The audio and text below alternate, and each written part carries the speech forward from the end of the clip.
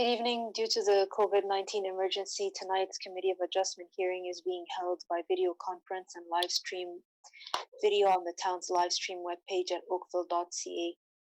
This is a hearing to consider applications for minor variance and consent held under the authority of the Planning Act. Please keep in mind that the intent of this process is to review the application that is before the committee, listen to the evidence, and then make a decision. This process is not intended to be used to resolve any concerns or disputes that may exist between the town, individuals, or organizations. If a request for a deferral is made and the committee grants such a request, the applicant or authorized agent must contact the Secretary-Treasurer to schedule a new hearing date. In order to conduct an effective and efficient electronic hearing, we have adopted the following process. If you are watching the live stream of this hearing on oakville.ca, and if you wish to speak to an item on the agenda, you can call 905-815-6095. Again, the number is 905-815-6095.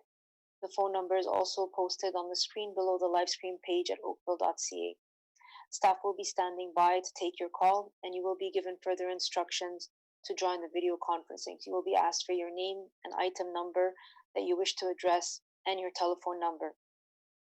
When the chair of the committee polls for interested parties, the Secretary-Treasurer will unmute you when it is your time to speak. The applicant or agent will be given the opportunity to briefly explain. Go up. Sorry, can you just keep yourself on mute? The applicant or agent will be given the opportunity to briefly explain to the committee the basis of the application and answer by questions and that may arise. A maximum of 5 minutes will be provided for a presentation. You will need to state your full name and address for the record, and any submissions beyond the 5 minutes will be at the discretion of the committee. All delegations must state their full name and address for the record, and a maximum of 5 minutes will be provided to make your presentation.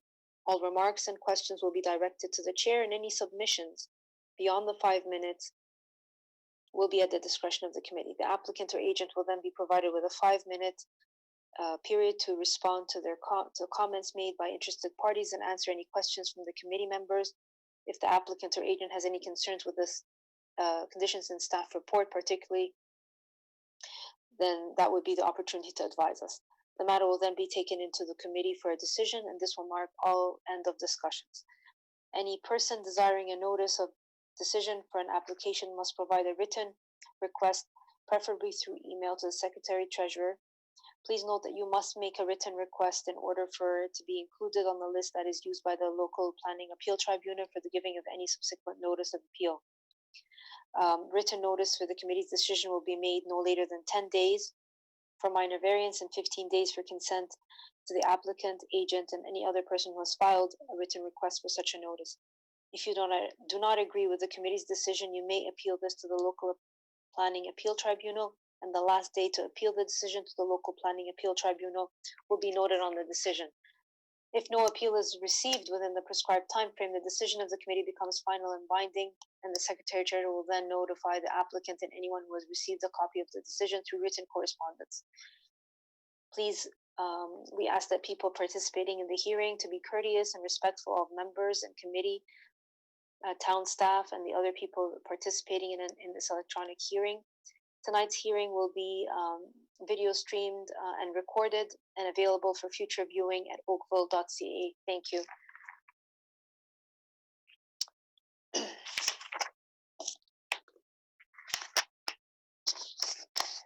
We have no regrets for this evening.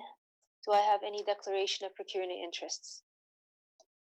I see none. Thank you. We do not have any consent applications. Our first item on our agenda tonight is minor variance application CAV 001 of 2021 at 367 Sandalwood Road. Again, the application number is CAV 001 of 2021 at 367 Sandalwood Road. Anyone who would like to speak to this item on our agenda, if you are watching the live stream of the hearing on oakville.ca and you wish to speak to it, you can call 905-815-6095. Again, the number is 905 815-6095, and the number is also posted on the live stream page. Staff will be standing by to take your call, and when you do call in, further instructions will be provided for you to call back and join the video conference. Good evening. Welcome to the first meeting of 2021. Mr. Kieran, you are on mute. I see you. I just can't hear you. Okay, there we go. Good evening. Good evening. Good evening, Madam Chair, members of the committee.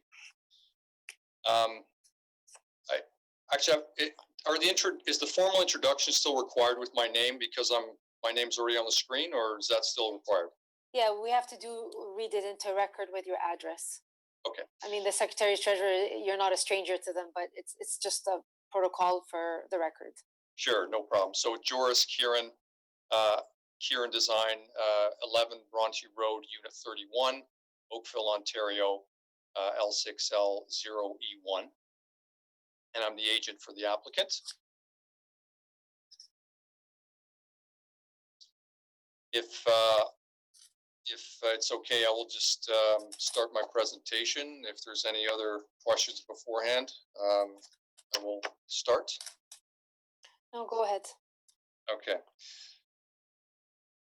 Thank you. So this is an application before you, fairly straightforward. I know I say that usually, but I try to make them that way. So we're looking for two variances. One is for increased lot coverage, and the second is for slightly larger garage. And a few comments have come in. Yesterday, we had a letter of opposition that came in, and we also had another, not a letter of opposition, but more of a question, yeah. which I plan to also address through this this presentation. So slide 1 is just really describing the first variance, which is the lot coverage increase, and it's just demonstrating with the red boxes the areas that we're showing the increased lot coverage and where it's coming from. So really it's the garage, the increased garage size is contributing, and then the about half of the rear covered porch is also making up that overage. If we go to slide 2, please. So this is for the second variance, which is just the garage area overage, and the red box indicates approximately where that's occurring. It's about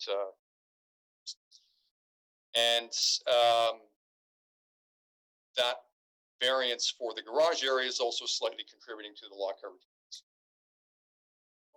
Variances for square footage. The square footage is well below what's allowed. All the setbacks are in compliance. Height is in compliance.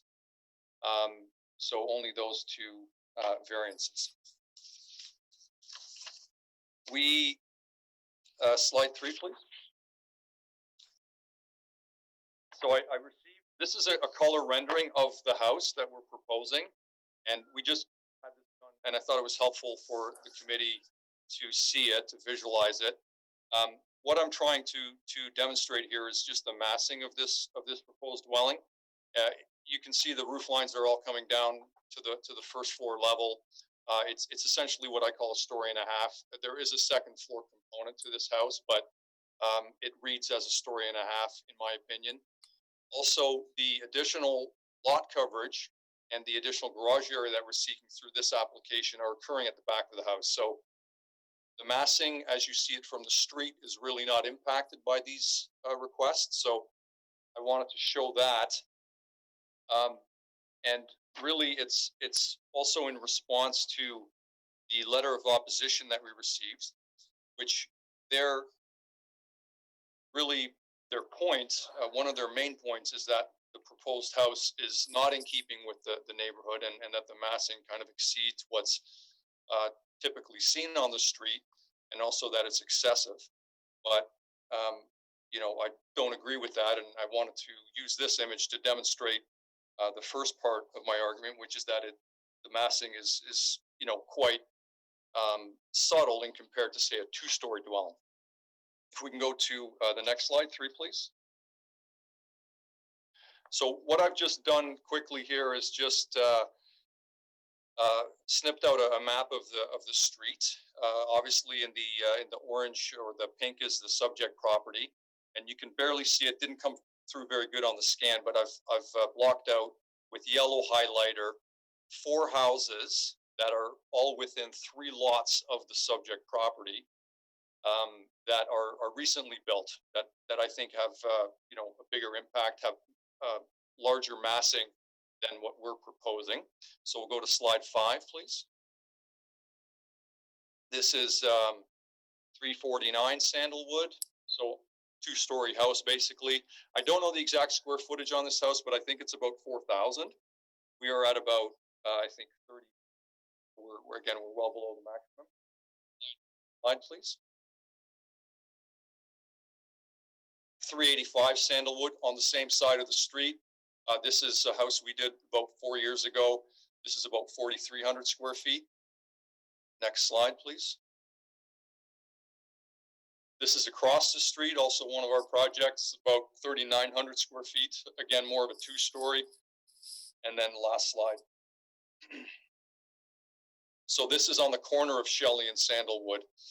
Also one of ours, and it's sort of a blend, but again, it's closer to 4,000 square feet. So I'm just showing this to demonstrate that I think the street is in transition, and the size and massing of the houses that are being built are I think these examples demonstrate that they actually exceed what we're asking for here, and the variances that we're asking for don't put it over and above what's already there. The other thing I wanted to just point out and clear up with this letter, I'm not sure if these folks received a different mailing or maybe confused with a different notice, but in their letter, they're saying that we had requested 6 separate variances. Variance for building size, lot frontage, minimum front yard setback, and also all the other setbacks. So I think there might be some confusion because they're of the understanding that we're asking for 6 variances, but we're not. We're only asking for the 2 variances that I mentioned. So I just wanted to point that out and clarify that. And lastly, I just wanted to respond to the other notice that I received, and that's the other neighbor on the other side of the subject property, which I think they're just looking to understand when tree protection, fencing, and other items such as construction timelines and parking and noise control are going to be addressed. And I think the committee is aware that these things all get dealt with through the DESP, it's called now, Development Engineering Site Plan application, through the permit process. And my suggestion would be that these folks contact that department when we get to that stage, and then they can answer all those questions. And as the committee knows, all the tree protection processes is all regulated, so that will all have to go through a standard process. Thank you. Thank you, Mr. Kieran.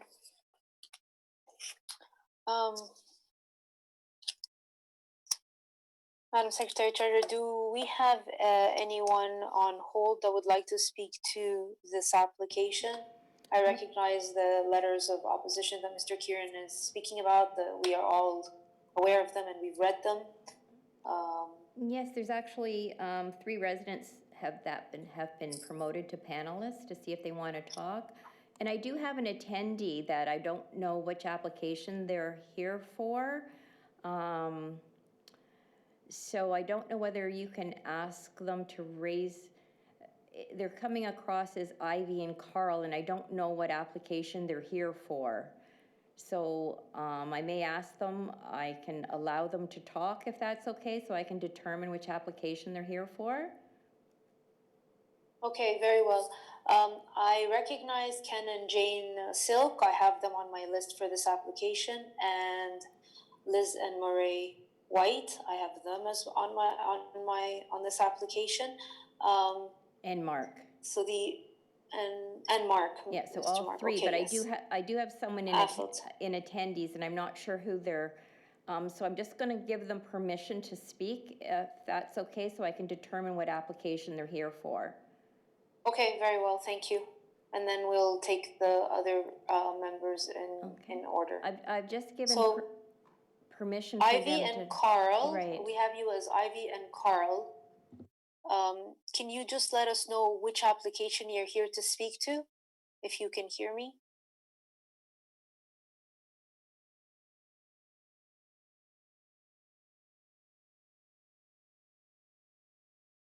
Okay, well, we're not getting any answer, so maybe we'll just keep them muted for now and let Mr. Ken and Jane Silk speak. Hello, how are you? Hi, fine, thank you. We really enjoyed the presentation. Thank you, Mr. Kieran. It looks like a beautiful house. It's going to be right next door to us, so it will be a beautiful house to look at.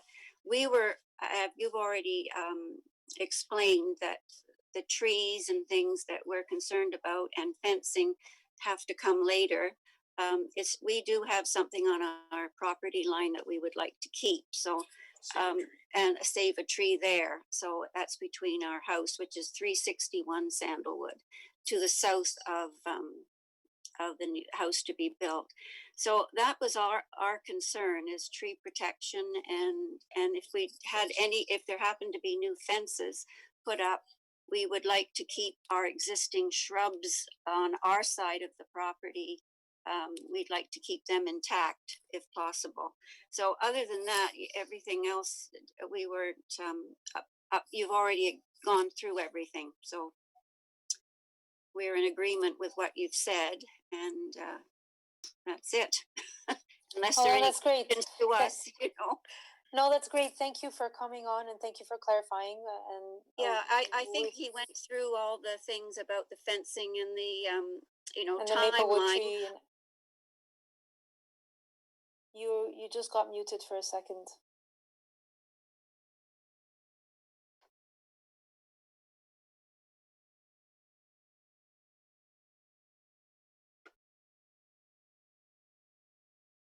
There. Okay. Ms. McCrae, did we lose them, or? I'm back. I'm back. Okay. Yeah. Is there a timeline for the house when it's going to be started? Well, we'll get you an answer to that if you've already covered everything that you. Yeah, I think it was just about everything that Mr. Kieran mentioned, and we are concerned about the cedar tree on our side on the property line. We wish that to stay. And anyway, we have been here for 50 years, so we're not going yet. No, very well. I've noted down your question Okay. about the timeline and the cedar tree. Mr. Kieran will address all of that when everyone else has had their chance to speak fine. and address the committee, and then he'll wrap up at Right. that time. But we appreciate your submission, and thank you. Thank you. Okay. Mr. Mark Afflet? Hi. Yeah, we agree with Jane and Ken. We really like the design, Mr. Kieran. No issues with the variances. Very well. Two things we'd like to mention. So one, in addition to Ken and Jane, we have on our driveway, which is right beside the new property, a row of cedars, which we would really like to keep. Those are on the new owner's property, as well as two trees that have sort of very close to the property line. We'd like to keep those two maples, and those are on the front of the lot. Our bigger challenge is with the recent builds is the traffic in front of our home. The main issue is Gladys Spears School, which is a junior to grade 6, has a gap right across from our house, one street to the north. And cars park to drop their kids off every day. So there is a street called Shelley, which is right across from Jane and Ken's street, and it actually backs onto Gladys Spears Park, or Rebecca Gardens Park, and that would be a great place for a lot of the constructors to park their vehicles, as opposed to right on this narrow street right in front of our home. So those are the two main issues we have. Okay, very well. Thank you for that. If you have nothing further, I can take the next caller, and I have noted your concern about the cedar trees on the owner's property and the maple trees, as well as the Rebecca Park street for parking. Thank you. Ms. McCrae, who else? We have Liz and Mary White as well to speak, correct? Yes, they're in the panelists. I don't know whether they want to choose to speak or not. Okay, I'm just toggling between my screens so that I can see them. Okay, I see There them they are. now. Yep. Hello, Yep. how are you? Hello. No, I think we're echoing a lot of what Ken and Jane and Mark have just said as well. Construction and chaos that's happening on our street from time to time with all of the new construction, just to make sure that there is some control. And I think parking along Shelley, which only has houses on one side of the street, is a tremendous option that may alleviate some of that problem. And then certainly with Ken and Jane's concerns about trees, that new house that went in directly behind ours, ended up removing all of the shrubbery right on the property line for the sake of putting in a fence, and that's while we were away. So there'd been no mention of it coming out, and we came back from a holiday, and it had all been removed, and by that point in time, it was too late to do anything about it. So just to make sure there is some sort of acknowledgement that all that shrubbery exists, that there is this one rather large cedar tree, I know, between Ken and Jane's and the new house that is there that will afford them some privacy, just to make sure it isn't removed, and it's right on the property line. So that's the concern, and I know the town's going to address specifically tree protection and everything else, but just to make sure it's registered that there is concern about specific trees and that they aren't just dismissed as being sort of inconsequential trees or shrubs. And also the No, trees. all your points are registered, and, Yeah, all yeah, this is yeah. recorded, and Mr. Kieran is a veteran in front of this committee, so he's aware of all these things that that need to be done, and I'll let him speak to that. Yeah, the house that went behind us was not a Kieran house, so I'm not suggesting that. But, okay. No. No. And it's nice to see the neighbors come together and are satisfied with the design and the presentation.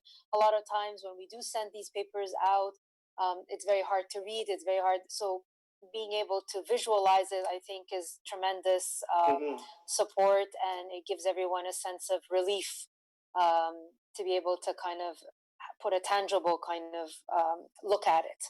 So I'm glad that you did. We appreciate your submissions. We appreciate your time. And I'll leave it to Mr. Kieran to address the final points that you've all raised. Thank you. Go ahead, Mr. Kieran. It's all yours. Okay, so the tree, the concern about the trees. I'm looking at the topographical survey that we have. It's a little bit small, but on what I think is the north side, so 373. The trees I see there, they're fully on the neighbor's property, so they'll, for sure they'll be fully protected.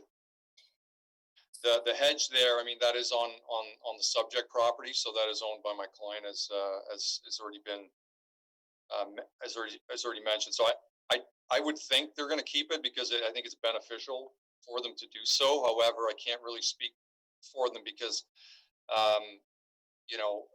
we haven't specifically talked about that. But the arborist report is being done in the next few weeks, and as per what I previously mentioned, it'll be evaluated through the DSP process, and each tree will be individually evaluated based on several factors, which is standard. But what I can tell you is for that side, the trees that are on their property obviously will be preserved 100%. And then even on the other side, that boundary tree, I do see that, and that will be also protected. And if anything needs to happen to that tree, it won't happen until we have written permission from the Silks. So that's the normal process, and that's what we would follow in this case. The parking, again, that's, I don't deal with the construction part of it. That's managed by the builder, but we can certainly pass that along, and let them know that that's, you know, what the neighbors are looking for, and I think they would probably comply, and then everyone will be, you know, happier for it. Very well. If the members of the committee don't have any questions for Mr. Kieran or any of the panelists that have spoken, we can take the matter into committee. Madam Chair? Yes. I'm just wondering if you can just ask anybody of the attendees, I think they have the function of raising their hand. I just don't want to miss out on this one person that I'm not sure what application. So if you can just ask any of them attendees, if they're here for this application, to raise their hand, I believe they're able to do that function. I just not sure what they're here for, and I don't want to move on until if they're here for this application. Sure, thank you. Once again, if there's anyone here for this application CV001 of 2021 at 367 Sandalwood Road, can you please raise your hand? I can't see anyone raising their hand, Ms. McRae, so you're going to have to be my eyes on this one. Sorry. Hi, Sherry. It's Mark Gaffelt, again, the neighbor. Just a quick question for Mr. Kieran. Is it possible to get the name of who the constructor will be that will be building the house? I appreciate it's not your responsibility, but that would be something that would be helpful to us, or the contractor. Perhaps Mr. Kieran can reach out after the meeting and you can discuss that. I just don't want to provide any information that we're not at liberty to on a public forum. I'll leave that with you, Mr. Kieran, okay? Okay. Thank you. Yeah, the builder is not known yet. The builder has not been selected yet. So, you know, feel free to reach out to my office. My contact information should be on the circulation. And once, you know, if you reach out to me, then once I know, then I'm happy to pass that on to you. Thank you. All right, I don't think anyone else has raised their hand, Ms. McRae. I have actually lost that person that you had in before. Oh no, they're still here, Ivy and Carl. I just don't. Maybe they've left the computer on and they've gone to do something else. I'm not really sure. No, that's fine. I just wanted to give another opportunity for them to be heard for this application. Thank you. Okay, very well. Who is ready to take the matter and move a motion? Go ahead, Ms. Murray. Thank you. Thank you, Madam Chair. Having conducted my site visit, reviewed the applicant's written submission as well as the town staff's written report, which I note that the staff is in support of. Having also taken into account the comments presented by the applicant this evening. Thank you, Mr. Kieran. Always a really fulsome presentation, and I know it's challenging when we're not face to face. And thank you for addressing the concerns of the neighbors. Much appreciated. I also am thankful and grateful for all the questions from the neighbors and the public. I think it's very important in this process. I will note that there was a letter of opposition, and some of the challenges in that is that the neighbors felt that there were 6 separate variances. That's been addressed. And I believe the concerns of the other neighbors have been taken care of and addressed as well. So I'm satisfied that the minor variance application meets all 4 tests under the Planning Act, and I'm prepared to make a motion to approve the application for the variance, subject to the following conditions: that the dwelling be built in general accordance with the submitted site plan and elevation drawings dated 02/12/20, and that the approval expires 2 years from the date of the decision if a building permit has not been issued. Thank you, Madam Chair. Thank you. Is there a discussion on this recommendation? I see none. All those in support? Okay. The application has been approved, none opposed. Thank you, Mr. Kieran. Thank you. And thank you, members. Mr. and Mrs. Silk and Mr. Alfett and Mr. and Mrs. Wyatt. Thank you. Good night to all. Good night. Okay, application CAV 002 of 2021 at 2423 Milburn Drive. Again, the application number is CAV 002 of 2021 at 2423 Mill Run Drive. Anyone who would like to speak to this application and is watching the live stream at oakville.ca, we ask you to call 905-815-6095. Again, the number is 905-815-6095. Staff will be standing by to take your call, and further instructions will be provided to you at that time to join the video conference. Good evening. I have Josh Put as the agent. Good evening. Good evening. This is a rear yard porch addition to an existing dwelling, correct? Yes, it is. Very well. Go ahead, sir. Do you have a presentation that town staff can put up? Yes, we submitted a presentation to you guys. Okay.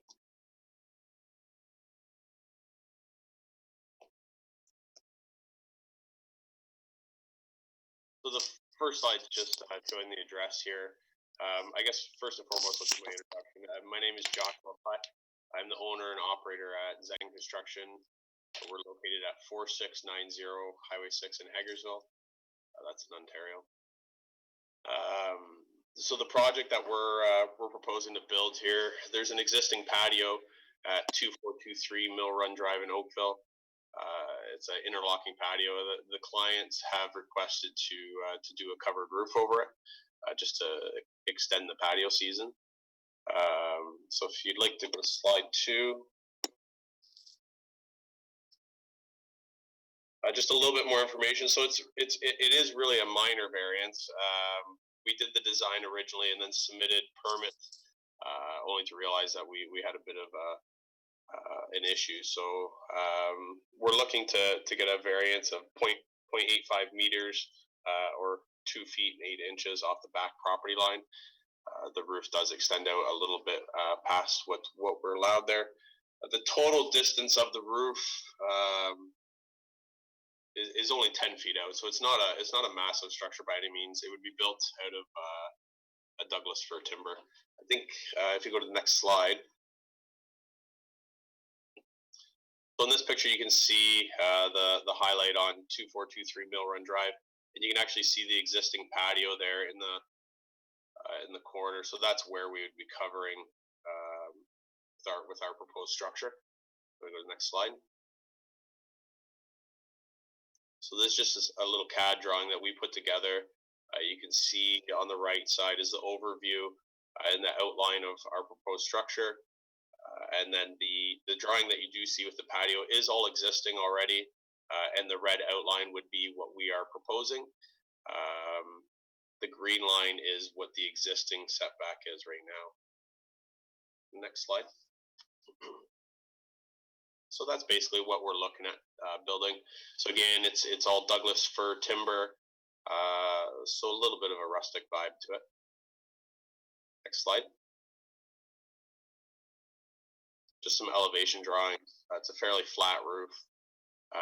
Again, it's not really going to cause any privacy issues for neighboring properties.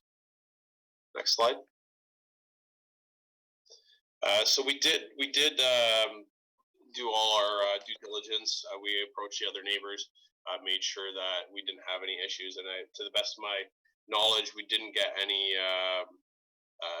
opposing opinions on it. So we've been given the go ahead through the city, and now we've just brought it to the committee to get the final say for this.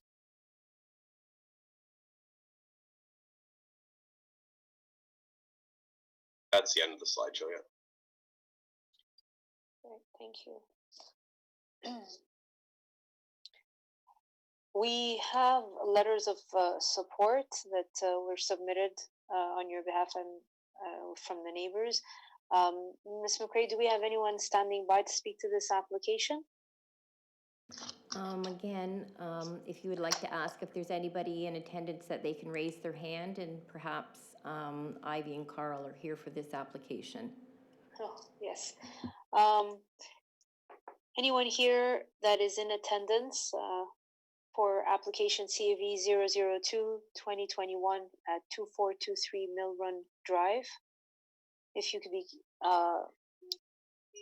raise your hand, and we will elevate you to speak.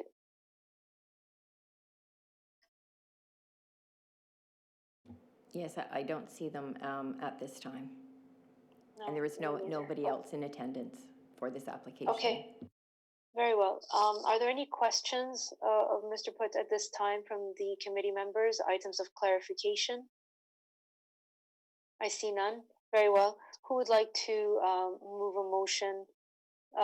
Mr. Put, if you're satisfied with the presentation and you're familiar with the conditions that town staff have recommended, we're ready to take the matter into committee. Yes, please. Okay, very well. Okay, I see Mr. Flemington's hand go up. Thank you. Go ahead, sir. Thank you, Madam Chair. Having reviewed the applications applied for and the town's written staff report, which I do note was in favor of the application. Also noting that there was a letter of support of the application. And taking into account the comments presented this evening by the applicant's agent, and as well noting that there were no written or oral objections from the public, I am prepared to move a motion that the application be approved as applied for, finding that it's minor in nature and meets the test of the Planning Act. I want to note that the following conditions are part of the motion. The first one, that the addition be built in accordance with the submitted site plan and elevations dated November 19th, 2020. And the second one is our standard condition that the approval expires 2 years from the date of the decision if a building permit has not been issued for the proposed construction. Very well, thank you, Mr. Flemington. Is there a discussion on this recommendation? I see none. All those in support? Okay, the application has been approved, none opposed. Thank you, Mr. Put. Thank you very much.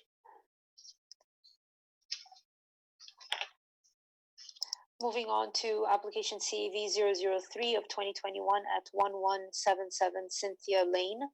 Again, the application number is CAV 003 of 2021 at 1177 Cynthia Lane.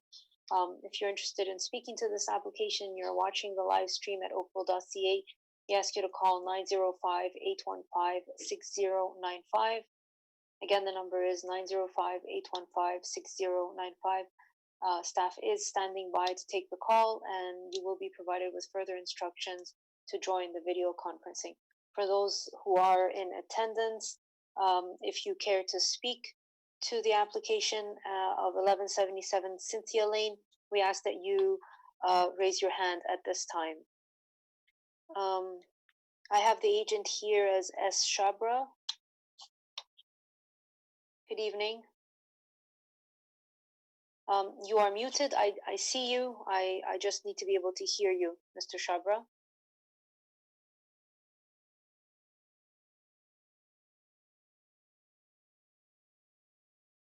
Now we've lost the camera, but we still can't hear you. Hello, Madam Chair, can you hear me? Now we can hear you, yes.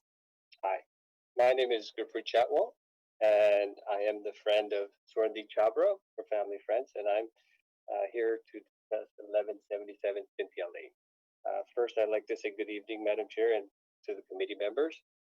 We are here today requesting a variance, and we're asking for a variance increase in the RFA and lot area ratio by 3.42%.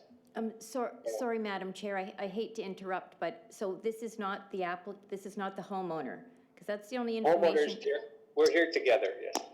Okay, because that's the only information I have. We've lost the camera feed.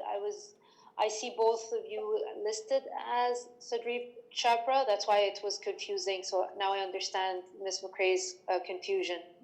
Okay, now Okay. you have the camera together. Oh, as long as Yeah. the homeowner's there, perfect, because that's the only information I have is for the homeowner. Yes, Okay. yes. Yeah. Thank you. Okay, Ms. McCrae, would you like the the second Mr. Shabra's information, or you're okay? That's okay, because all the information will go to the homeowner. So as long as Okay, he's there very with well. them, that's fine. Just to clarify, this is Mr. Chabra and I'm Gurpreet Chatwal. We're friends. I'm not the second homeowner. Okay, very well. Thank you for clarifying. Go ahead. Like I was saying, we've requested a minor variance for an increase in the RFA lot area ratio by 3.42%. We're looking to build a home for 3643 square feet, and we worked with the planning department. We took into account all their recommendations to help reduce the massing, and we were able to satisfy and get the support of the town. So at this time, we're looking for a variance to build a home that meets our family needs and family requirements. Very well. Did you submit a presentation to put up that town No. staff has? You did not. Okay. Yeah.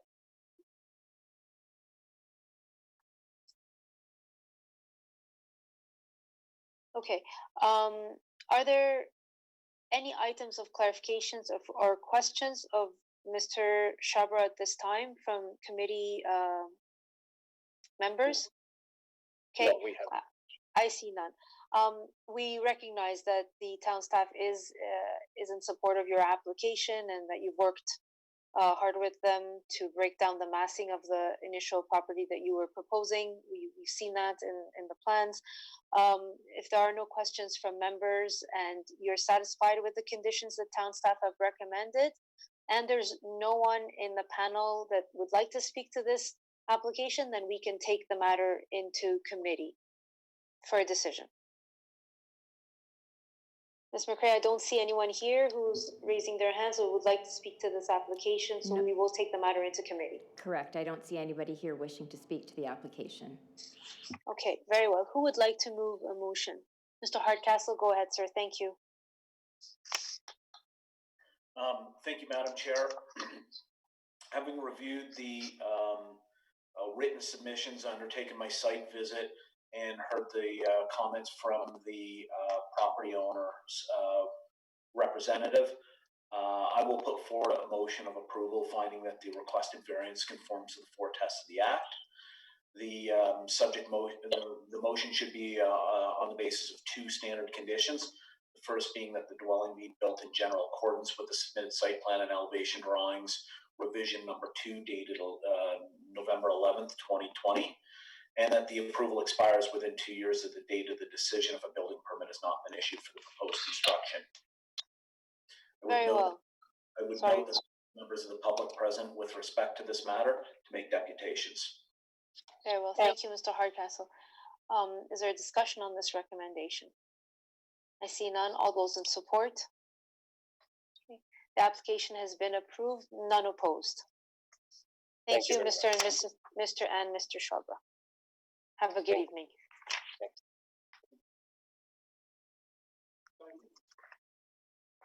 Okay, we have application CAV 004 of 2021 at 426 Canterbury Crescent. Again, the application number is 004 of 2021 at 426 Canterbury Crescent. If you are watching the live stream and you'd like to speak to this application, the phone number to call is 905-815-6095. Again, the number is 905-815-6095. And staff will be standing by to take your call and provide you with further instructions to join the video conferencing. Good evening. I have Mr. Nelson as the agent, and I know that Mr. Bell would like to speak to the application. Heather Yale is another speaker, or is she with you, Mr. Bell? You're muted, so I can't hear you. Sorry.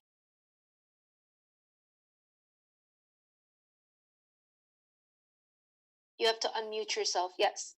Okay. No, Heather... she would be speaking separately. Okay, very well. Thank you. All right. We will just give Mr. Nelson a chance to do his presentation, and then I'll call on both of you to speak at that time. Go ahead, Mr. Nelson. Good evening, Madam Chair, members of the committee, and good evening, staff.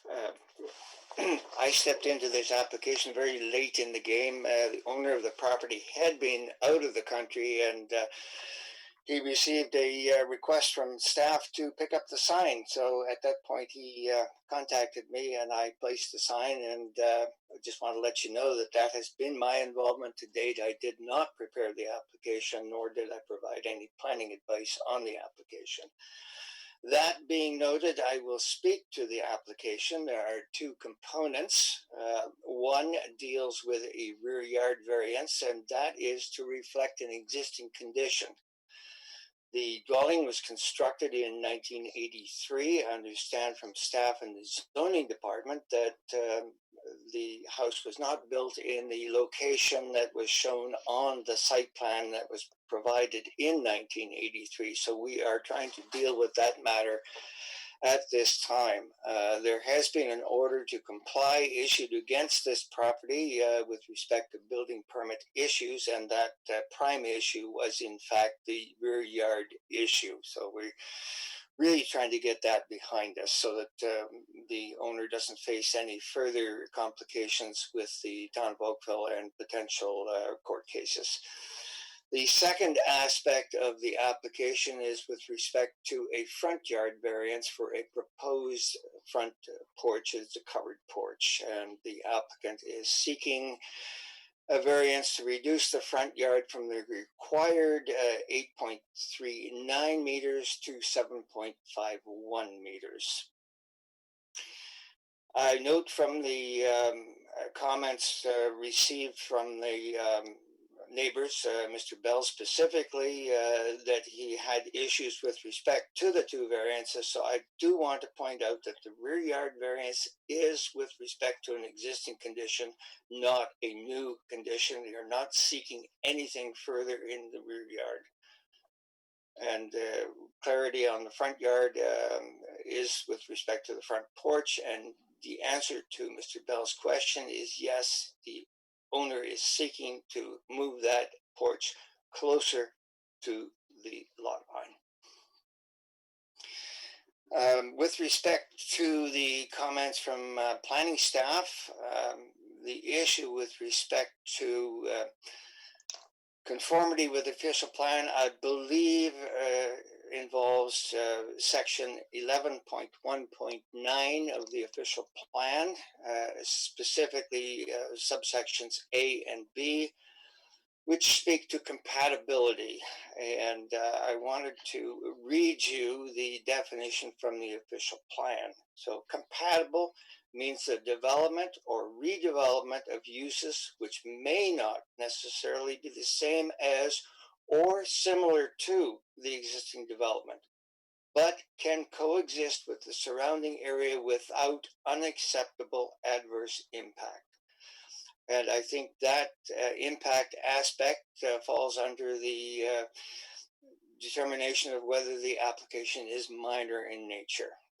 With respect to the zoning bylaw, the intent of the zoning bylaw is to provide consistency in terms of streetscape, and I think that's a little harder argument in this instance. I did tour the neighborhood, and this is a typical late 1970s project area, and I would say that the vast majority of covered porches would meet the intent of the zoning bylaw. They are indeed behind the front wall of the garage in most cases. I don't recall seeing anything in the neighborhood that looked to be along the lines of the proposal in this case, which is a freestanding front porch out in front of the garage. So I will leave it to the committee to determine whether or not this is consistent development with the application.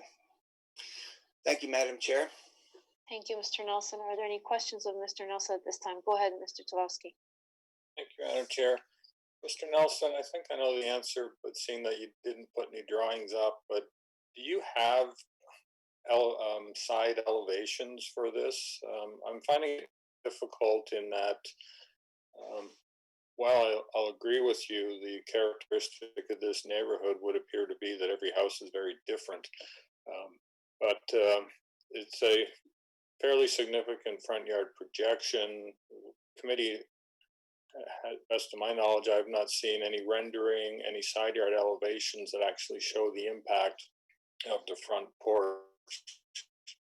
Do you have anything that was submitted that the committee could see? Madam Chair, let me give you a little bit of background on that. I have been in consultation with Mr. Hassan on this particular project. Did indicate to him that we were looking at revised drawings, and unfortunately, I did receive advice that the drawings that came my way, I think it was last week, the information came too late to provide to Mr. Hassan or to the committee because the public notice had already gone out. So I did, in fact, ask for that exact information, Madam Chair. I wanted the side elevations as well. And in consideration of everything, Mr. Nelson, you didn't see it more prudent to defer this application so that everything was provided and we could speak to well, it. I certainly think that is the proper approach. I did throw that information out to the landowner. I have been in touch with him twice today to try and seek advice on how to move forward with this, and I have not received an answer to my question. Okay. So I think the answer is that we are to proceed. Okay, very well. Mr. Talowski, if you have no follow-up to that, our hands are tied. We'll just, is there anyone else who has any questions before I open the floor to Mr. Bell and Ms. Yale? Okay, I see none. Go ahead, Mr. Bell, the floor is yours. We do have your letter and the pictures that you've submitted, and we appreciate it. Thank you. Go ahead, sir. You have to unmute yourself again so that we could hear you.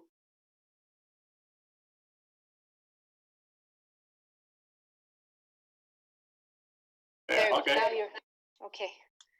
Okay. Well, good evening, and Good evening. glad to be here. I've lived on Canterbury Crescent, 426, diagonally across, or 429, diagonally across from 426 for almost 48 years. 426 was built in 1973, not 1983, as Mr. Nelson said. It was built at the same time as my house was built. I moved into my house new. There was a big renovation to it. Maybe that's what Mr. Nelson's talking about. It was probably in the mid-'80s by a guy named Cliff Thompson, and that would have been when the offending extension at the back of the house would have been put on. And now I guess you're trying to the owner's trying to regularize that variance back there. Whatever. But my issue is with the front of the house. So there is a certain character on the street. Families of people lived here a long time, had kids. In fact, the kids have gone away and come back with their families. And what is proposed here is out of keeping with the rest of the street. And I don't think I would prefer to see that character retained. If you look at the drawing, I don't know if you can bring the drawing up or not. There is already a portico on the front of the house that extends out 1.15 meters. It's out 1.15 meters than anything else on the street.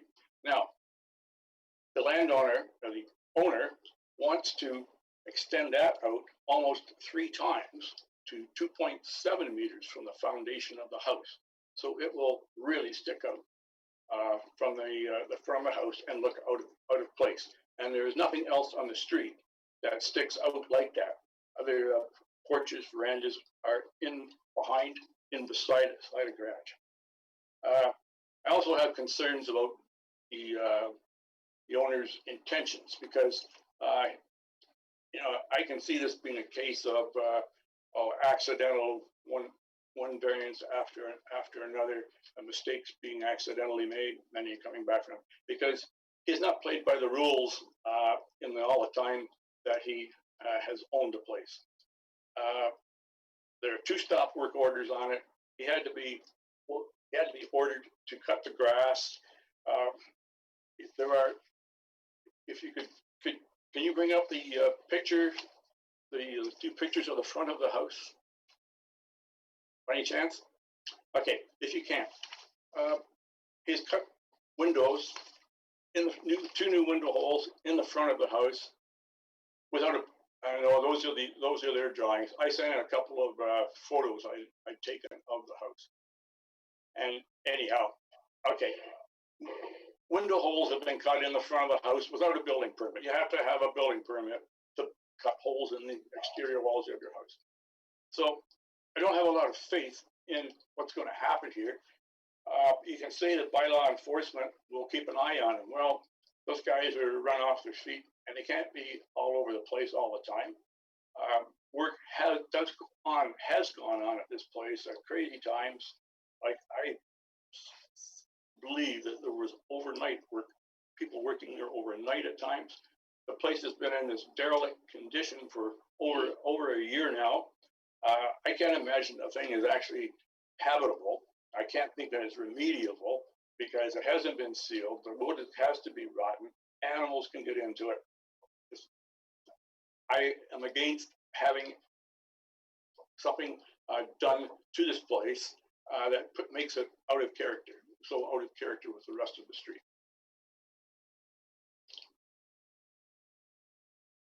Yeah, okay, so that's what I have to say.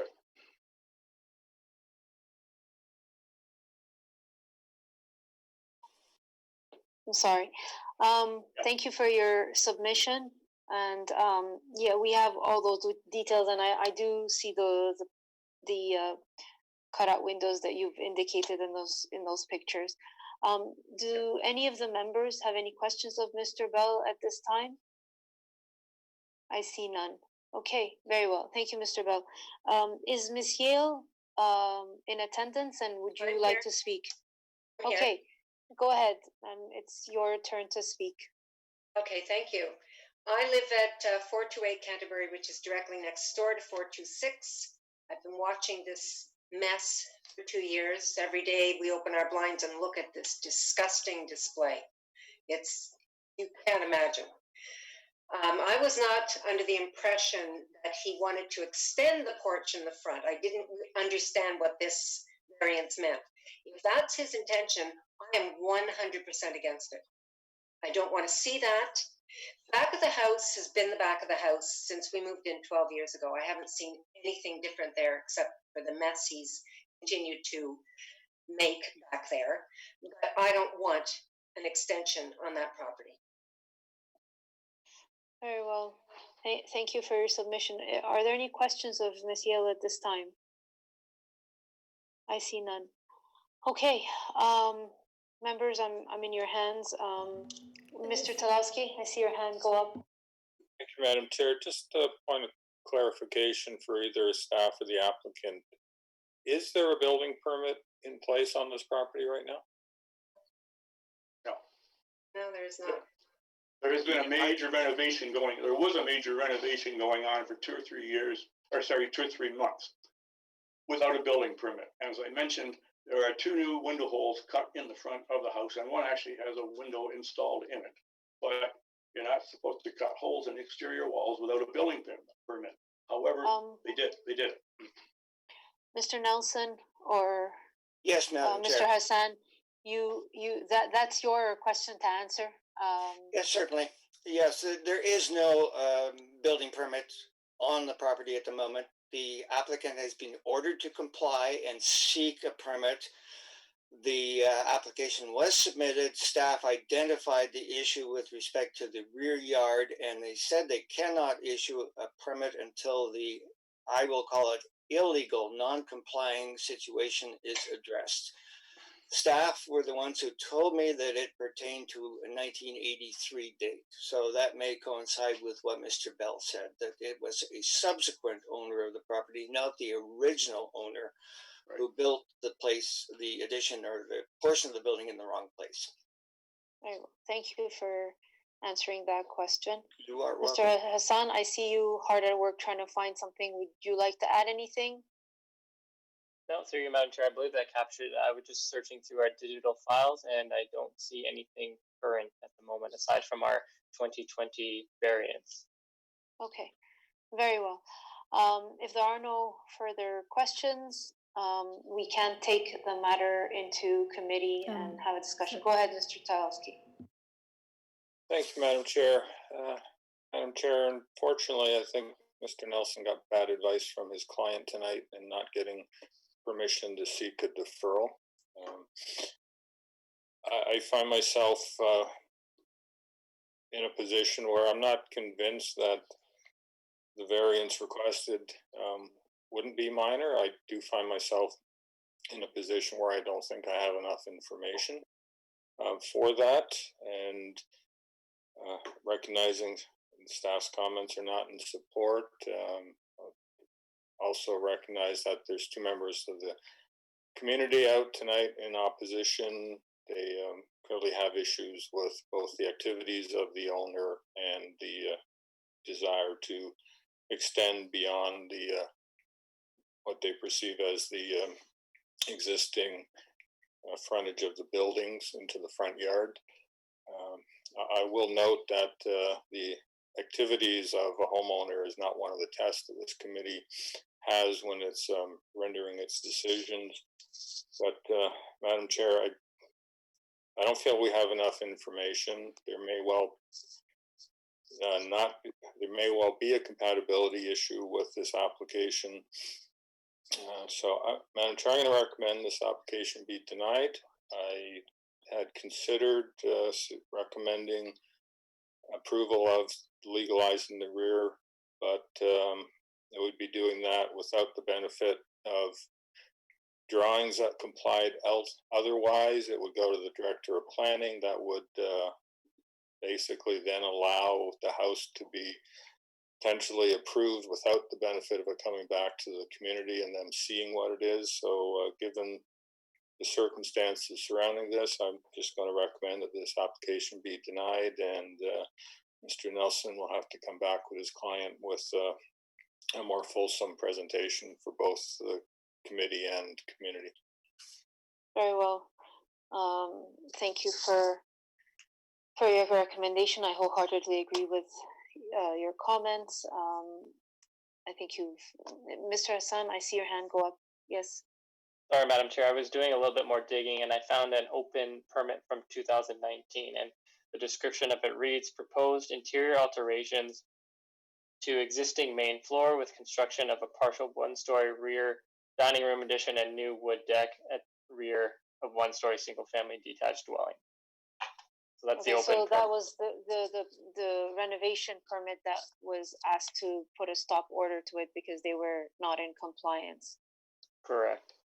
Okay, thank you for bringing that to our attention. Notwithstanding any of those comments, is there a discussion on Mr. Talowski's recommendation? Mr. Hardcastle, go ahead, sir. Yeah, just briefly, I just want to say, Madam Chair, that I wholeheartedly agree with Mr. Talowski's comments, and I'll be supporting his motion. Very well. If there are no further comments, we can vote all those in support of Mr. Talowski's recommendation to deny the application. Okay, the application has been denied, none opposed. Thank you, Mr. Nelson. I hope you can take that to your client and come back with a more remedied application. Thank you, Madam Chair, members of the committee. I will certainly advise my client as to what has happened. Thank you. Good evening, Mr. Bell and Ms. Yale. Thank you for your submissions. Have a good night. Thank you for the opportunity. Thank you for the opportunity. Good night. Good night. Okay.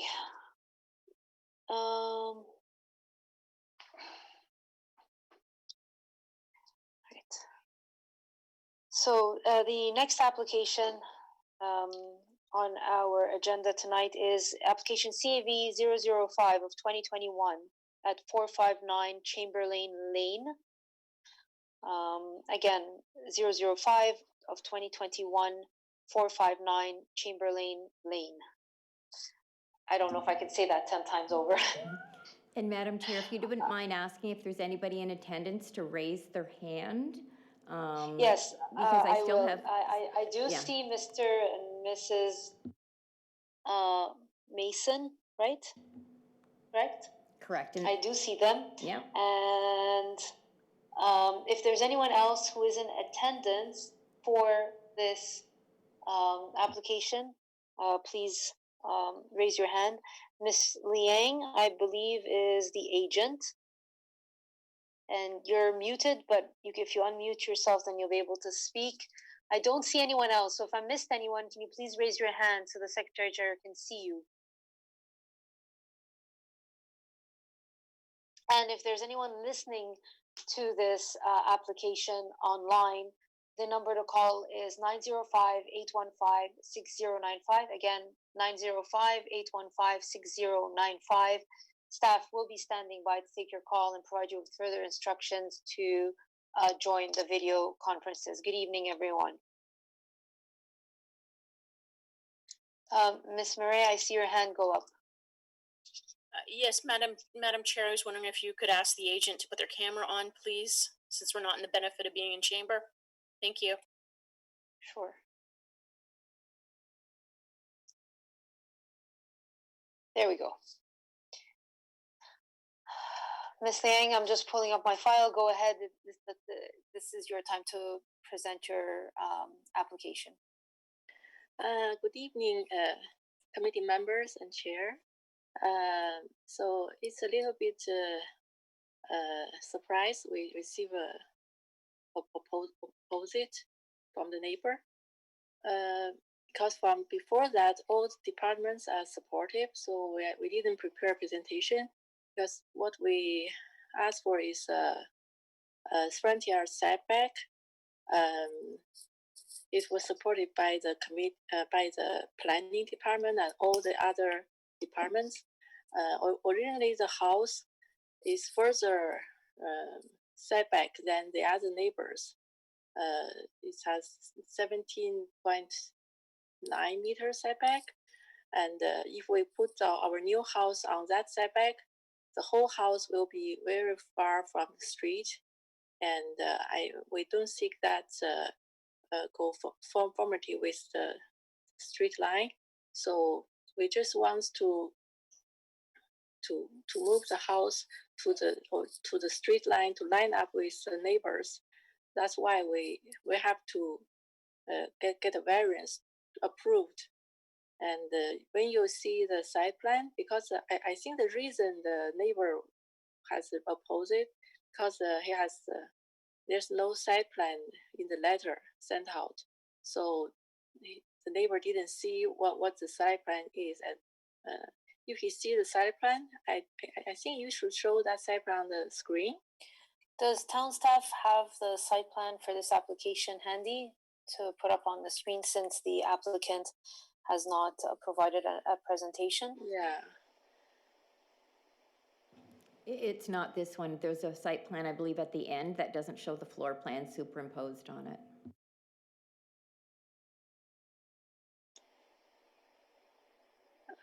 I think it's the previous one. The previous. Correct. Yes. If you see this proposed house, it's in the lineup, right? It's lined up with the street line. It's supposed to be in that location. So if we don't apply for this committee adjustment, the house will be 2 meters back to follow the bylaw.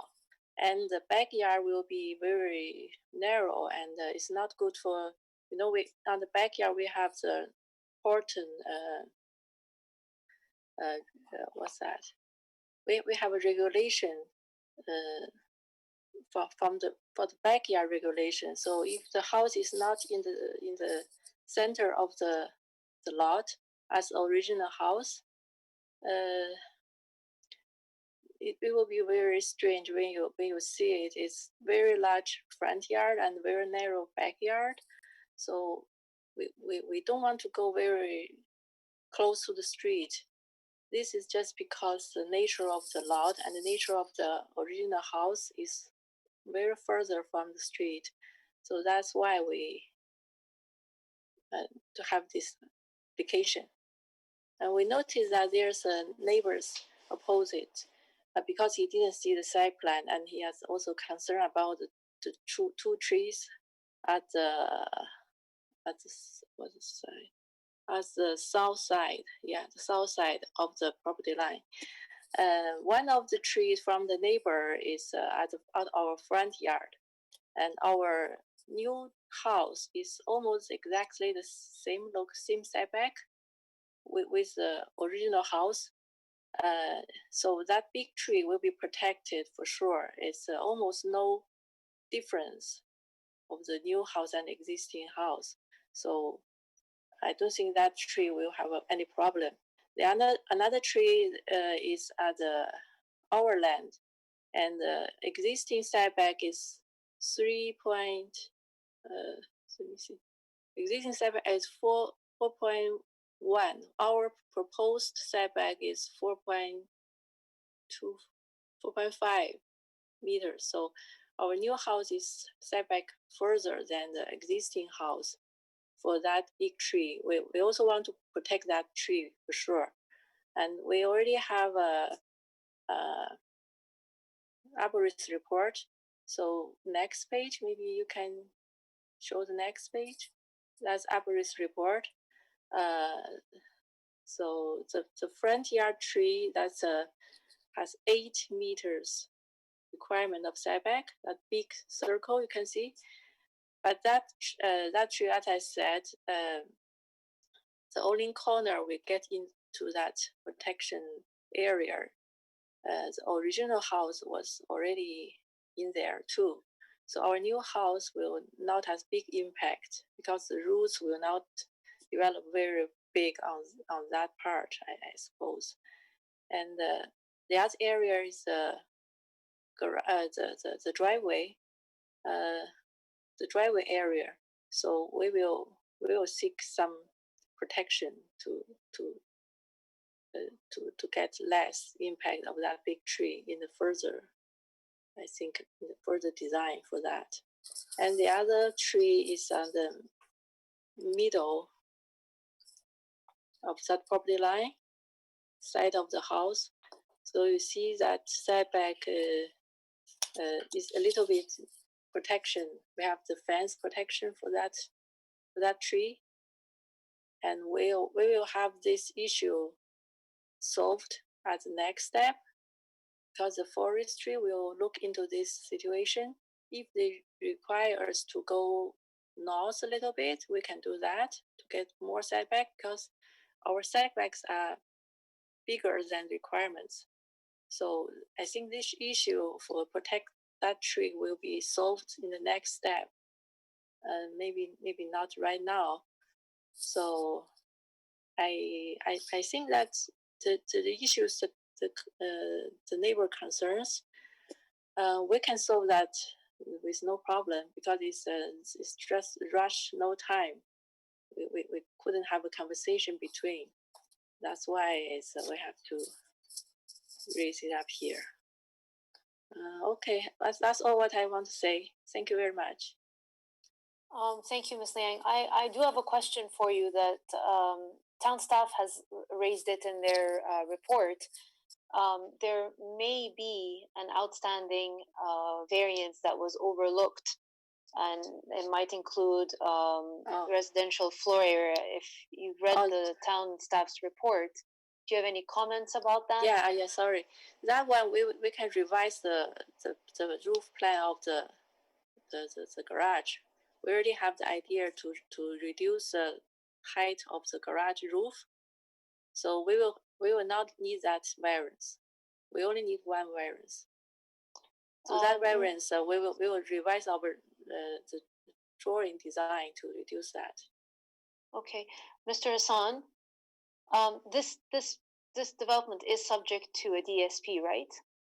Yeah, through you, Madam Chair. The property is zoned RL1-0, so within the Suffolk zone, it's subject to a development engineering site plan approval.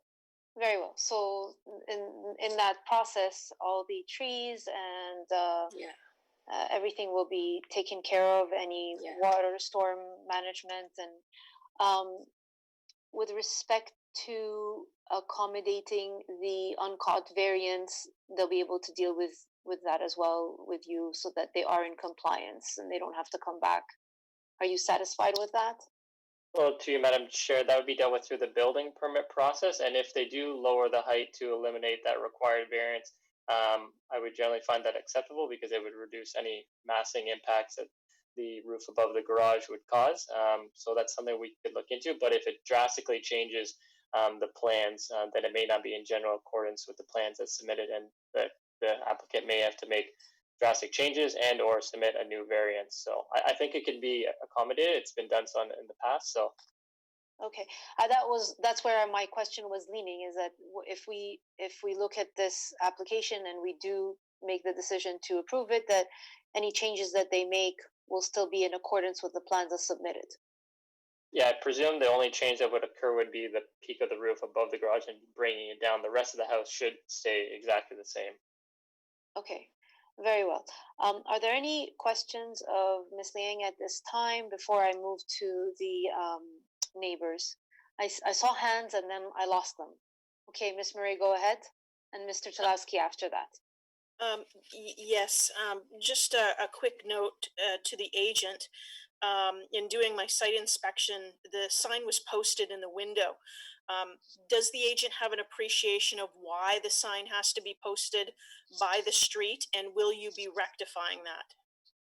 Oh, the homeowner, this first time they did this kind of application, so so they didn't know where to put.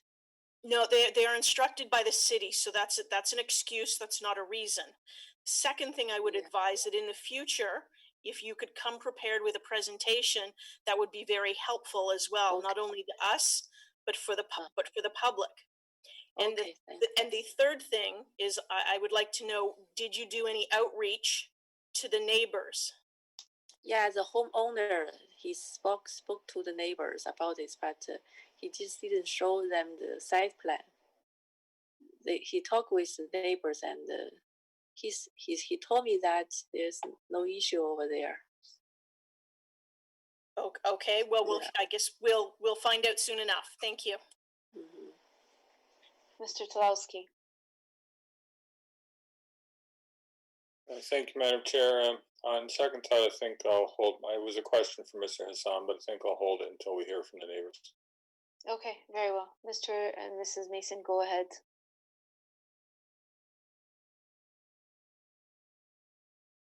You have to unmute yourself. We can't hear you.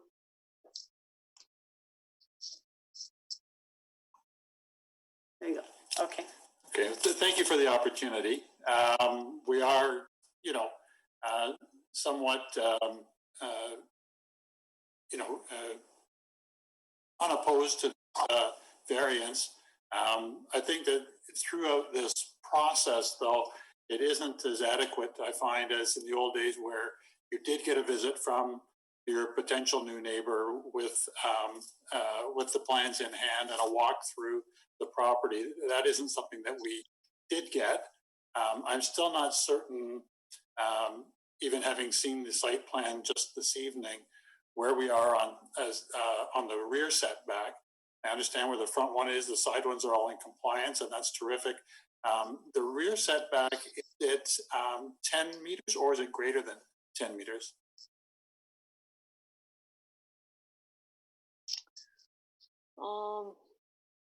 Mr. Hassan, can you help us out on this one? I'm trying to pull it up.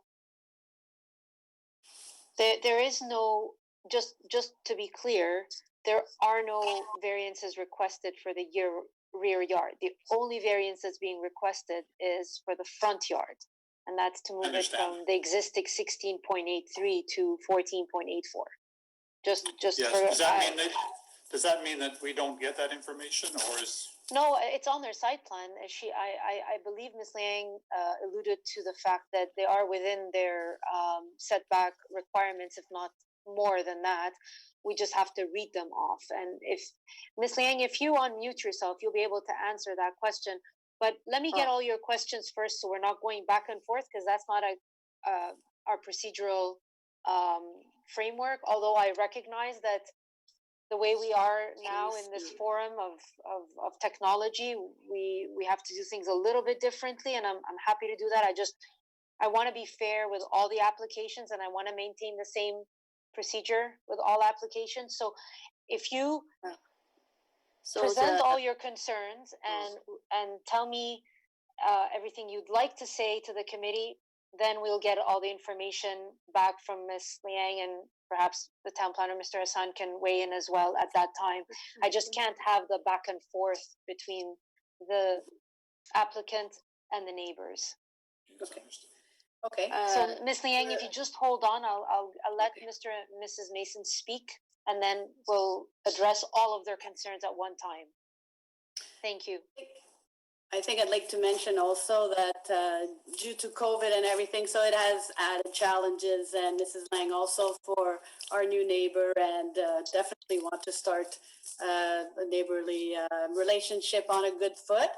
Unfortunately, when we were told that they were building a house, that's all we were told. So we were shown plans, or, you know, which is kind of maybe an unofficial and nice to do, but we are where we are today. And so thank you to the committee for allowing a little bit of leeway, I guess.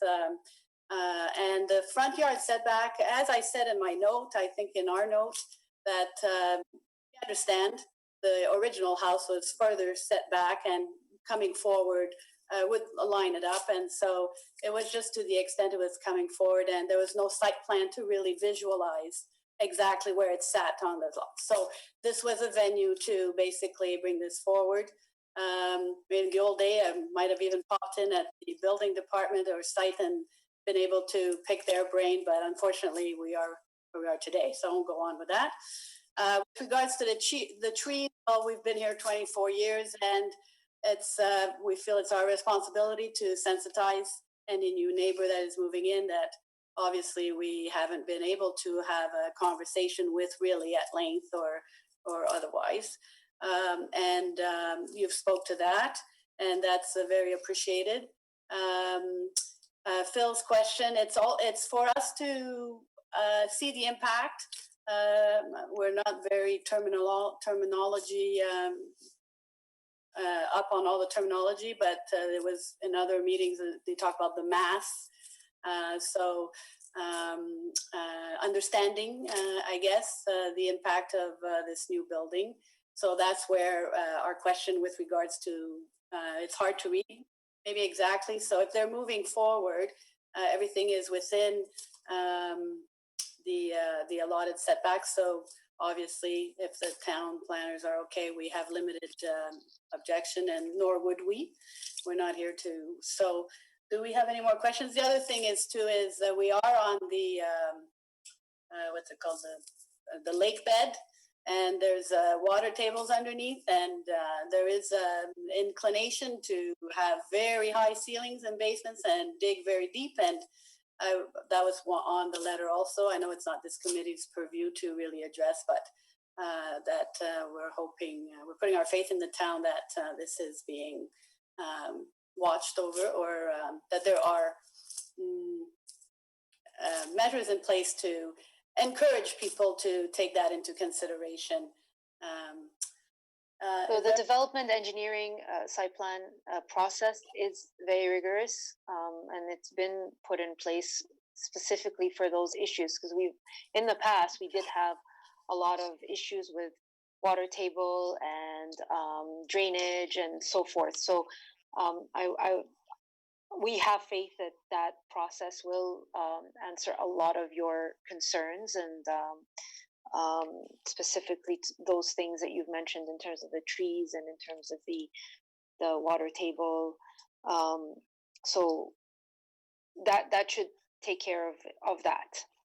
So I guess my last question is, did I miss that? Is that available online? Is that something that we can see, or do we have to ask for it? Number one. And the next question too is the site plan that wasn't previously on the website? Is that something that we can view after this meeting also? Is the site plan not on the website as part of the package that the neighbors can see? It typically is. No, when I spoke to Heather, she confirmed that it wasn't there. So, was it not part of the package? Madam Chair? It wasn't. Yeah, the site plan that was submitted had floor plans superimposed on it, and we cannot post that on the website. The agent was repeatedly asked to provide the site plan, and there was a deadline for that information that was not met. We do have the site plan now, and I would be comfortable. I could send the site plan to the Masons. I could email it to them tomorrow if that would help, as long as they understand the meeting would be over by that point. But I'm just saying, absolutely, I would be able to send the site plan to them. Okay. Thank you for that clarification. Yes, thank you. And I guess, and if it's not the venue, or since Miss Liang is available, or we could ask her if she could pass on the message to her. Feel free to knock on our door, and we'd like to know when construction will start and all that stuff. If that's anything that they would be open to, we would be interested to understand who's the builder and all that stuff, to work with them, because parking is going to be an issue on the street, which was brought up with all the other cases. Applications, yes. Yeah, previous applications. We're kind of newbies, and so I'm sorry if I'm taking up the time of the committee, but to pass on that message in COVID, I appreciate the lead. No, that's very kind. Thank you. Okay, Ms. Liang, do you have anything further to reply to the Masons' concerns? You can unmute yourself now and.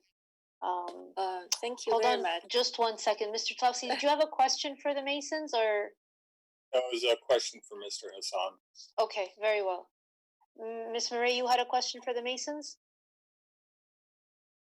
Madam Chair, I have a question for town staff. Okay, so just let us hear what Ms. Liang has to say, and then we'll ask town staff the questions accordingly. Go ahead, Ms. Liang. Go. This is your time. Yeah, sorry. I'm sorry that the site plan revisement was late, so they couldn't mail to the neighbors.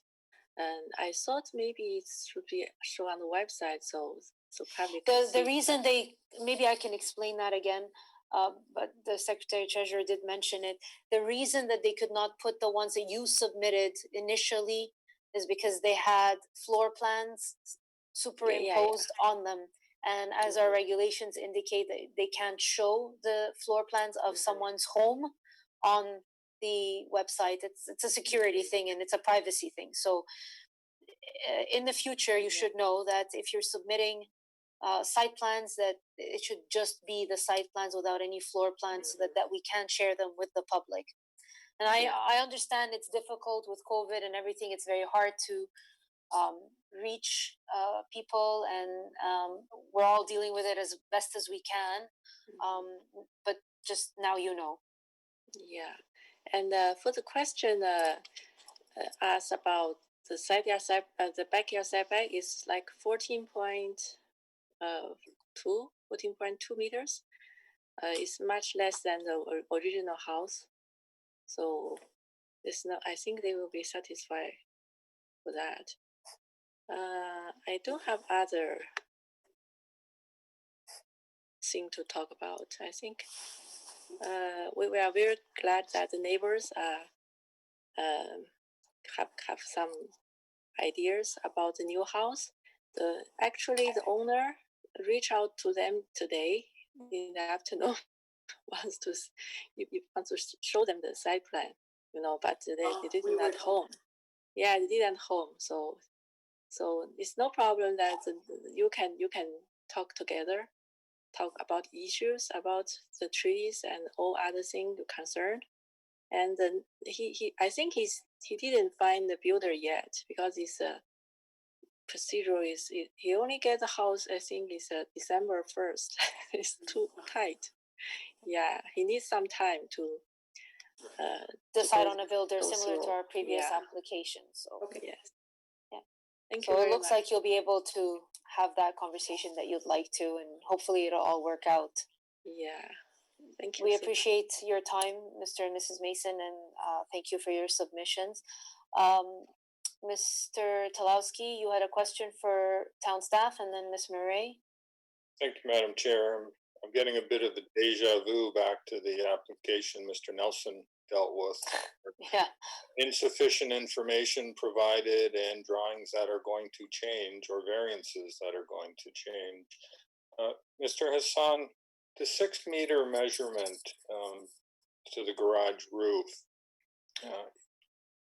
I would assume that's taken from established grade. And if it is, then the second floor ceiling height is 7.2 meters above established grade. So if the applicant were to comply, they're going to have to shave like a significant portion off the second floor over the garage to make that comply, because I don't think they have the height for a second floor. And if that's the case, I clearly don't see how they could be in general accordance with the drawings. And again, similar to last application, I'm not necessarily comfortable with providing an approval subject to satisfaction of the director when the plans could be significantly different and the community not have a chance to see them. So, but I guess my concern here rests with how is that 6 meters measured? Is it measured from established grade? Yeah, through you, Madam Chair, that's correct. It'd be measured from established grade, and I don't disagree. As per my previous comments, if there's drastic changes that are made through a review of a submitted building permit, a new variance application would be required, and we would assess any mass and scale impacts at that time, noting that the variance would be for residential floor area. And that's a risk that they would have to take. Yeah, and I guess I'll just echo my previous comments. This application, like the last one, really looks like it should be a deferral and not proceeding tonight. The height, 6 meter high, is measured from the floor of the garage to the top of the to the top of the containing of the garage, the containing part. Is that it doesn't matter with the second floor above it. The second floor above the garage can be as same as the other part of the house. The rooftop, roof height and the floor height can match all the other rest of the house. Only the garage containing roof, that has to be lower than 6 meters. That's what I read from the definition. So what we do is we have to reduce the eave height of the garage roof. Now the garage roof is at the second floor level. We have to reduce that like more than 2 feet to make it lower, and then the whole roof go down with it, and the garage roof will be lower than the original house roof. You know, that's the way we reduce the roof height. Just reduce the portion of the garage without the living space.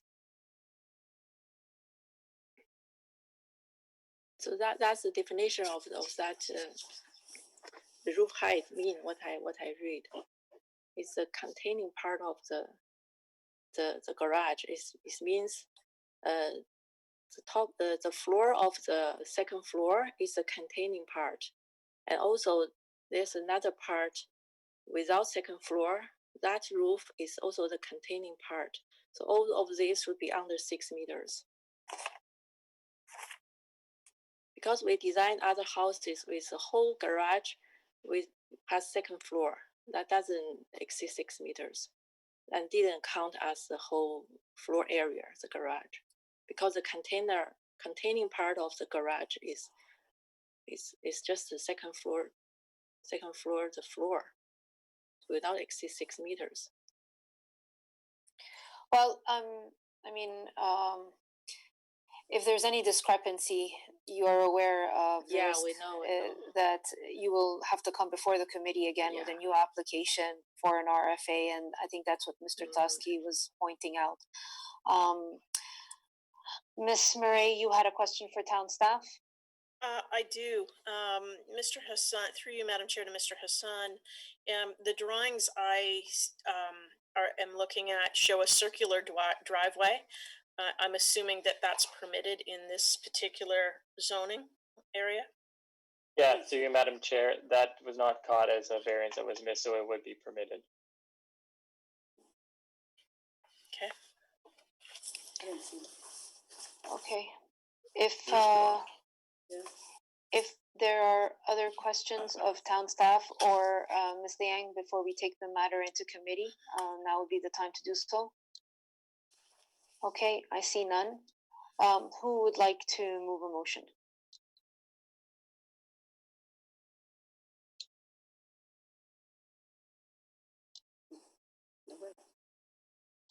Mr. Hardcastle.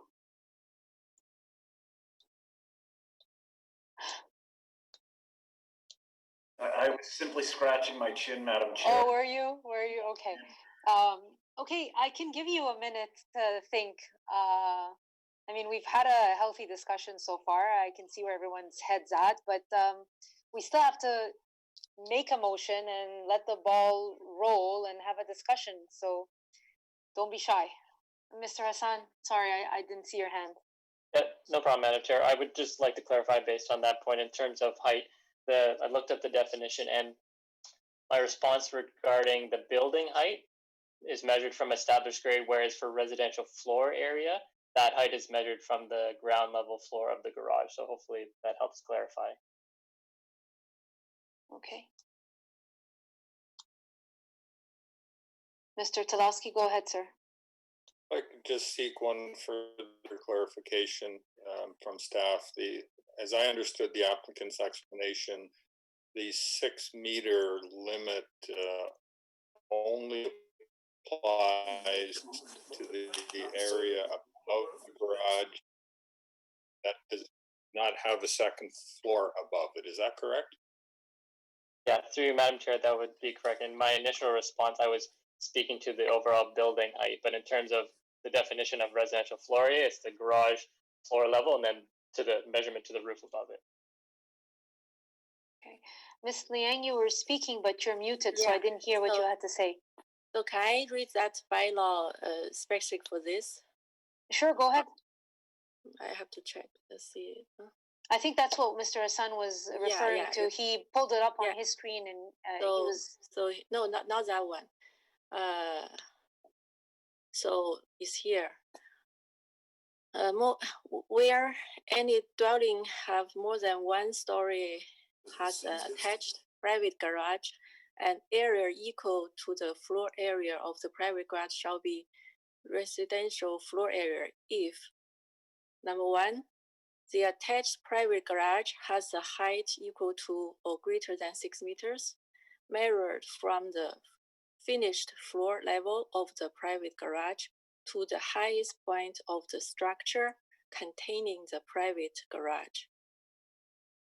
Containing the private garage. That means the floor, second floor also is the containing of the private garage, and the other part of the roof is also containing of the garage, right? I see Mr. Hassan shaking his head, so the containing of the garage, you cannot say the second floor's roof is containing the garage. It's the second floor contain the garage. Because we have other even larger property has the whole story above the garage. They didn't count the ground floor garage as a living space. It's just a garage, not living space.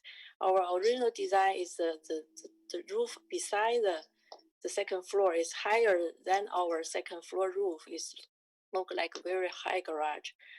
So we reduce that. So make that portion is the living space is like a second story, and the garage portion is also look like 1 story garage. That can solve this issue. Okay, Mr. Talowski. Thank you, Madam Chair. Madam Chair, I'm gonna let Mr. Hardcastle off the hook. Anyway, we will take this this risk, right?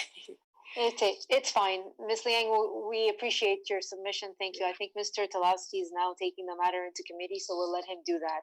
We know you understand the risks and we know you understand what needs to be done. Thank you, Madam Chair. Madam Chair, this isn't the forum to debate the interpretation of a zoning bylaw. Yeah. This application is not being opposed by the neighbors, so I don't believe this, justifies a denial. But there's too many questions. Additional variance, how the bylaw applies to that, what the impact of the house is.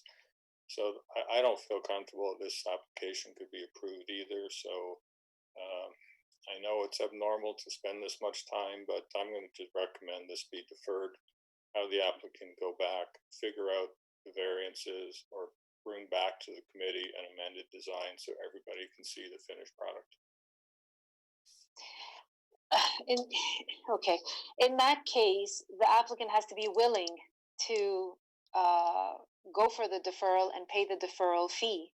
So is that something that the applicant would be willing to do? That's a question for Ms. Liang. Yeah, it's okay. Because we talked with the owner about this, we thought about deferral or go forward. So if the committee prefer us to go deferral, we can go deferral, no problem. Well, then I guess you're lucky that Mr. Talowski is recommending that, because usually we don't spend this kind of time in front of the committee and then we give a deferral. So you have to be very thankful for that. Thank you very much. I personally would have said no, but in that case, since he has put it forward and the applicant has agreed to it, members, all those in support of a deferral, can you please raise your hands? Okay, and I see Mr. Talowski's hand, so we're going to defer this matter, and we urge you that the next time you come forward, you have a presentation. I could see how upset Ms. Murray was, but for the benefit of the public as well as ourselves, and then have all your ducks in order where there are no outstanding drawings that need to be submitted, whether it be elevations or site plans and so forth. And then Mr. and Mrs. Mason, I appreciate you being here, and hopefully you'll have a better package the next time around. And if you choose not to attend the next time around and you're totally satisfied, we won't hold you to it. But you're welcome to, if you want to, join us the next time around, and if you have the time. But by all means, no pressure. So with that said, the motion to defer has been approved. We'll see you again. Thank you very much. All right. Good night. Good night. Good night.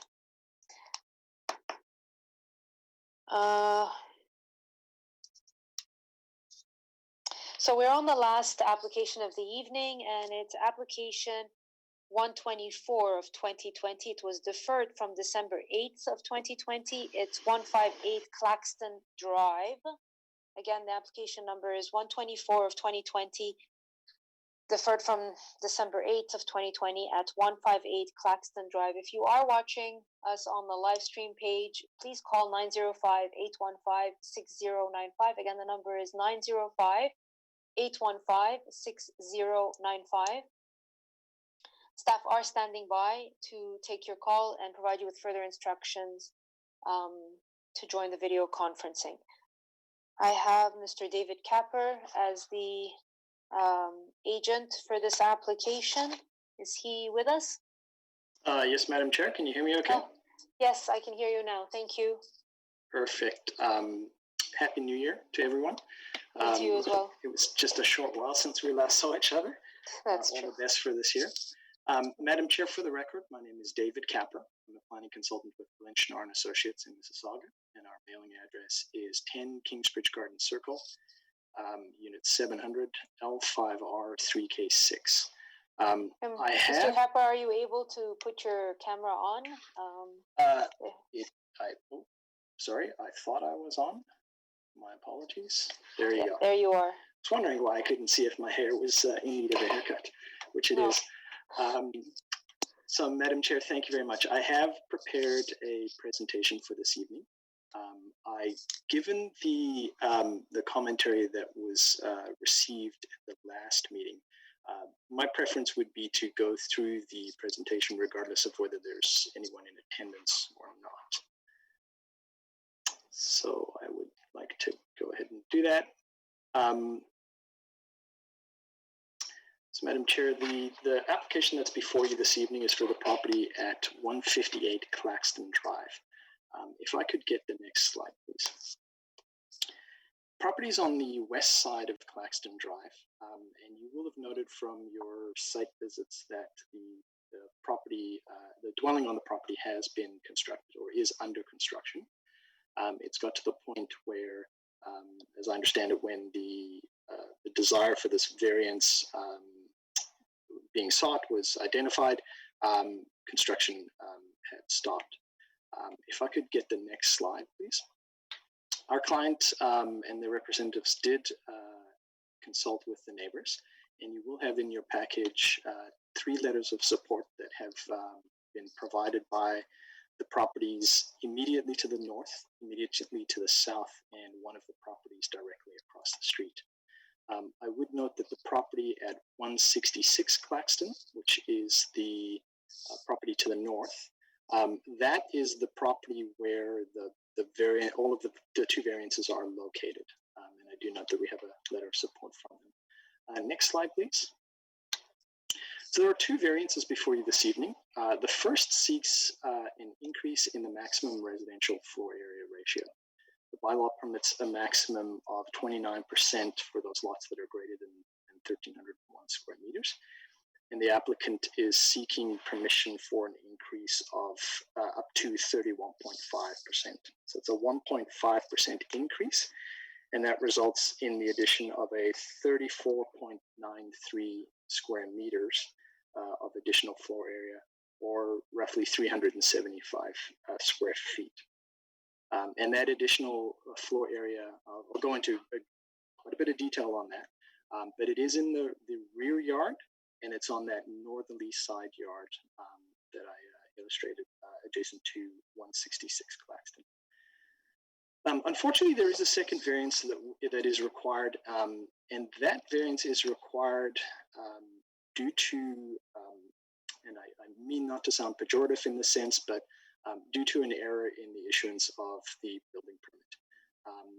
The building permit drawings were submitted and showed a distance of, a interior side yard setback to an opening of a garage of 6.25 meters. However, the bylaw actually requires 7 meters. So the building permits were submitted with the drawings that showed this dimension and were unfortunately issued in error. Had this variance been identified at the point of building permit review, there is sufficient space to shift the building southward and still comply with the minimum required side yard setbacks. The variance seeks a reduction of 0.75 meters or 75 centimeters, and there is 75 centimeters on the south side that the building could be shifted and still comply with the minimum required setbacks. So if I could please have the next slide. So again, this highlighted in yellow shows the area where the proposed floor area is being sought. And just to the north of that, sorry, I'm showing you on my screen, but you can't see it. There's a 6.5 meter dimension just to the east of the asphalt driveway label, and that is the dimension that we're seeking the variance for in terms of that reduced setback to the garage and the side yard. Next slide, please. So, Madam Chair, this is a slide that provides an illustration of the original building permit that was submitted and approved by the town of Oakville. You'll note that in the area, and I've zoomed it out so that we can see this very clearly. In the area where the additional floor area is being sought, it was originally proposed to be a porch that came off of the mudroom and other sort of living areas internal, just adjacent to the kitchen. And the intent of this area was that it be a sort of a contiguous space for entertaining outside. So unfortunately, our clients, and I mean no disrespect to them, but when they originally reviewed the drawings, they did not appreciate that this porch was actually separated by the stairwell that leads into the basement here, as well as the railings that are required around it. So it wasn't until the I'm not sure why I'm getting feedback. It wasn't until the a site visit was conducted that the stairwell was viewed, and it was clear to our client that the space didn't function as it was intended, at least not in their mind when they were going through the design process. So our client did ask the project architect, explain the situation, and asked could this be resolved by incorporating that area into the building, as opposed to having this sort of, from my words, dead space in the yards. And the client was advised that from a construction standpoint, it is possible. However, you would need minor variance to be approved for an increase in residential floor area. So if I could have the next slide, please. And Madam Chair, based on that discussion, our clients chose to move forward with a revision to the building permit, which sought to introduce a mudroom and laundry area in the area where there was previously the covered porch. And then there is a 10-foot extension of the family room. Next slide, please. And you'll note that on the second floor, there is no change to the second floor of the building permit. So the proposed additional floor area is accommodated entirely within the approved building mass, and it is located in the rear of the building,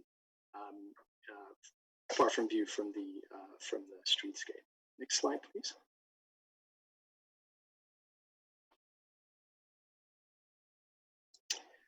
Again, this is the approved and constructed front elevation. You'll note that it's on the east side or the right side of your screen, where the proposed addition is in the rear of the property. Next slide, please.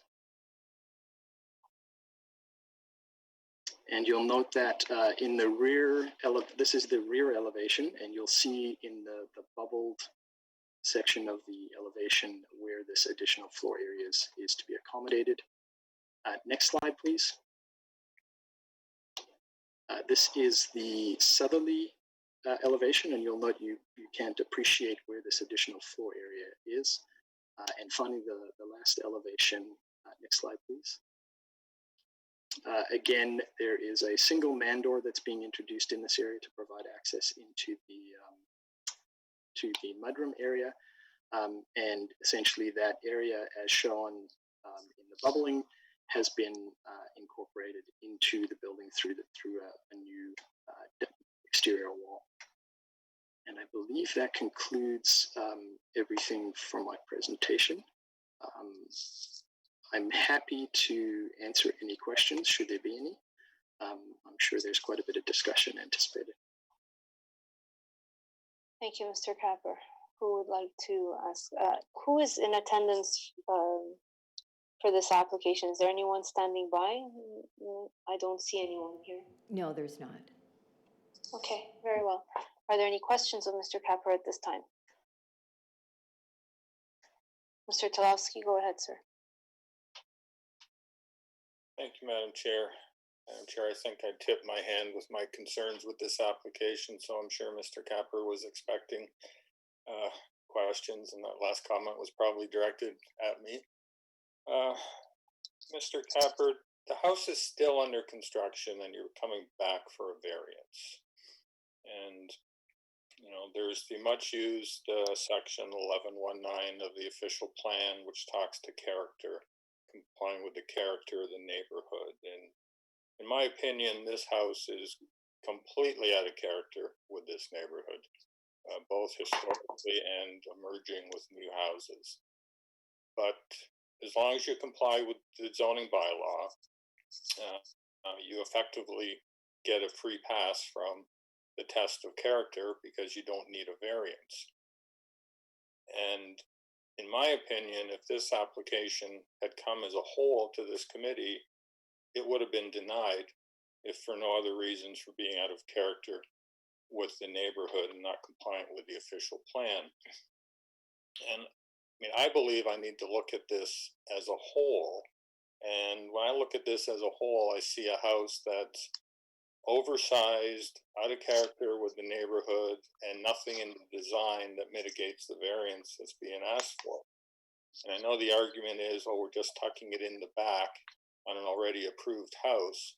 But I'm concerned that what you're presenting this committee with is effectively a roadmap on how to exempt yourselves, or applicants to exempt themselves from the tests of the Planning Act by applying for a permit on a complying drawing, getting it approved, and then coming back and seeking a variance, which again, as I said earlier, I don't believe would have been approved.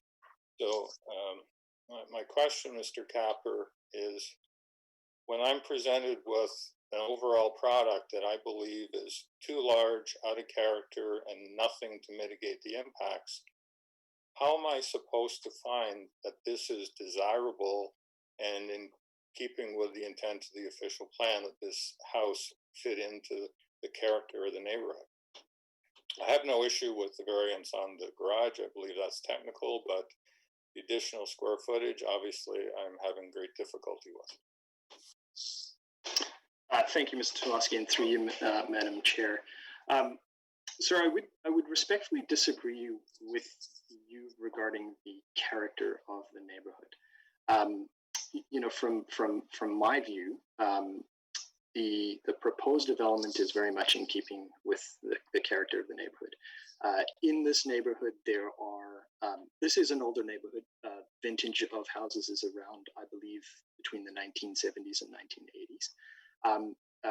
It very much predates the second story within the roofline design that is sort of highly prevalent in today's applications and redevelopments. So a number of the two-story dwellings on this street are full two-story houses with a full roofline above that. There's a few examples where I believe there's two examples of new builds where there has been some attempts to introduce second floors within the roof lines. But from my view, a lot of the existing building stock is this two-story house with fairly generous side yards, certainly more than the minimums that are required under the zoning bylaw, and lot coverages that aren't as close to the maximums as they could be. And sir, it's my suggestion that this proposed dwelling, but for the architecture, which I will agree with you is different. I go back to the definition of compatibility in the official plan, and that essentially reads, is not the same as, but can coexist. So, it's my submission that the character of the neighborhood is very much what you see on this property. A building that has side yard setbacks that exceed the minimum requirements. In terms of lot coverage, the maximum permitted is 25%, and the dwelling itself is actually at 20.55. So there's a full 4.45% increase in lot coverage that could be achieved in terms of a building footprint. But that's not the character of the neighborhood. The character of the neighborhood is like I said, these two-story dwellings with generous side yards and rear yards, and a more compact building footprint. So that's what I would suggest to you in terms of compatibility and community character, I do believe this building, albeit different, I'll acknowledge that. I do think it's in keeping with the character. With respect to the first point that you raised, Mr. Selesky, I've appeared before this committee a few times. I don't believe I have a reputation of taking on those files that I call are the bait and switch. That's not what I do as a professional. I'm aware the optics doesn't look good, but certainly when I reviewed this application and I spoke with the homeowner and had a better understanding in terms of how this actually transpired, I'm confident that moving forward there should be no concerns of establishing a precedent of how to get away with increases in residential floor area. I certainly can't speak to the committee, but from my experiences, an increase of 1.5% in residential floor area truly meets the definition of minor. We're not talking about a significant amount of additional floor area that's being sought. In my mind, it's a reasonable request. If which I hope it doesn't, if this becomes a precedent-setting situation, the increase being sought is very minor. That I think that there is justification, and it does meet the tests under the Planning Act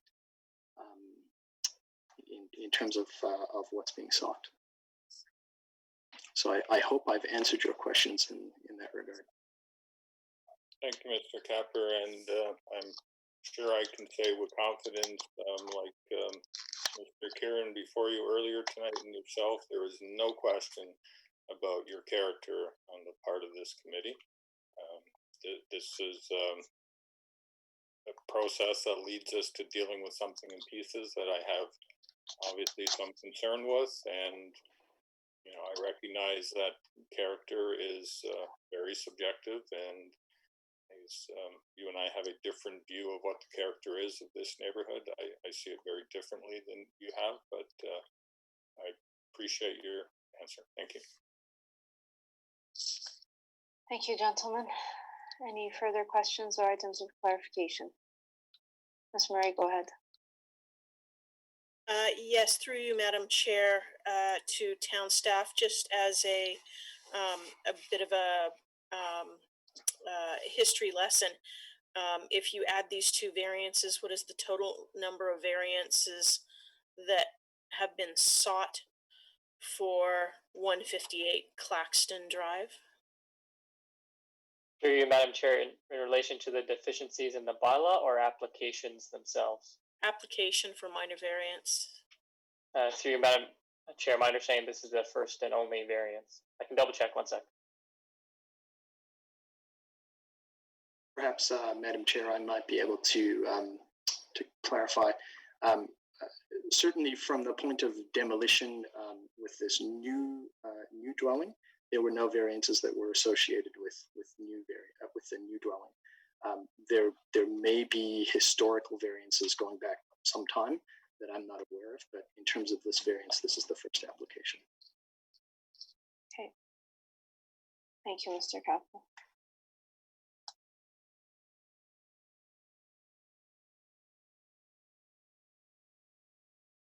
Yeah, through you, Madam Chair, this is the only variance that I see on file in our digital records.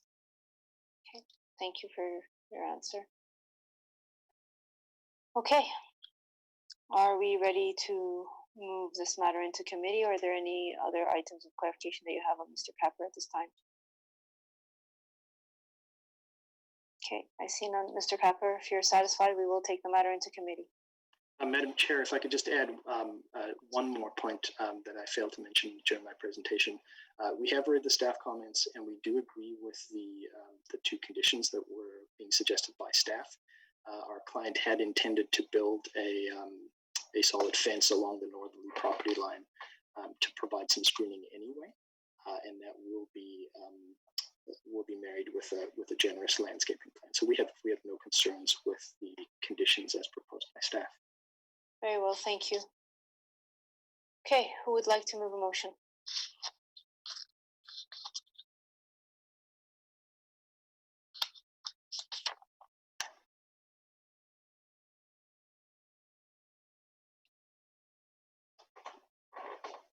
Okay, go ahead. I saw Ms. Murray's hand go up first. Go ahead.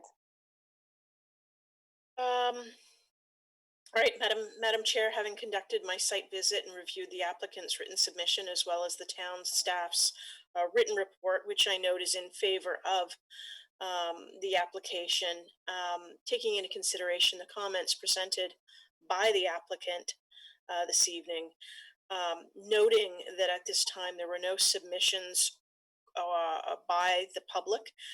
We have no letters, I believe, on file from the neighbors. So I'm going to say that I'm satisfied that the minor variance application meets all 4 tests under the Planning Act, and that I'm prepared to make a motion to approve, subject to the requested conditions that the internal addition be built in general accordance with the submitted site plan dated February 26, 2020, and elevation drawings dated March 12th, 2020, to include fencing or screening along the westerly side yard to the satisfaction of the Director of Planning Services and the Director of Development Engineering, and that the approval expires 2 years from the date of the decision if a building permit has not been issued. Thank you, Madam Chair. Thank you for that. Is there a discussion on this recommendation? I see none. All those in support? Okay. All those opposed? Okay. The application has been approved. 1 opposed. Wonderful. Thank you very much, everyone. Thank you, Have a Mr. wonderful Capper. evening. Thank you. You too.